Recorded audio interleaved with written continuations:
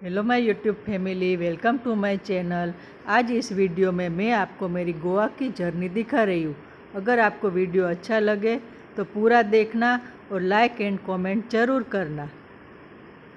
ये देखो, मैं गोवा जाने के लिए प्लेन में बैठ गई हूँ। प्लेन काफ़ी अच्छा और बड़ा है। Flying to Goa. बादलों को देखते देखते कब गोवा आ गया पता ही नहीं चला। ये देखो गोवा एयरपोर्ट, कितनी ग्रीनरी है। और ये देखो भारत का झंडा कितना मस्त लहरा रहा है।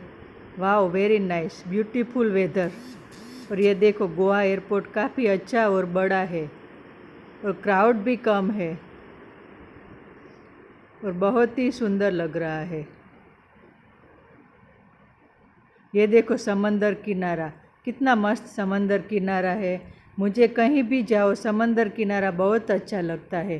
समंदर की लहरें को देखने का और यहाँ घंटों बैठने का मज़ा ही कुछ और है।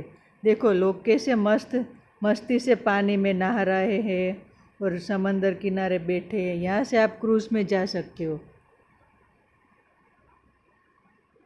देखो बच्चे पानी में से बाहर निकलते ही नहीं। अच्छा लगा ना वीडियो?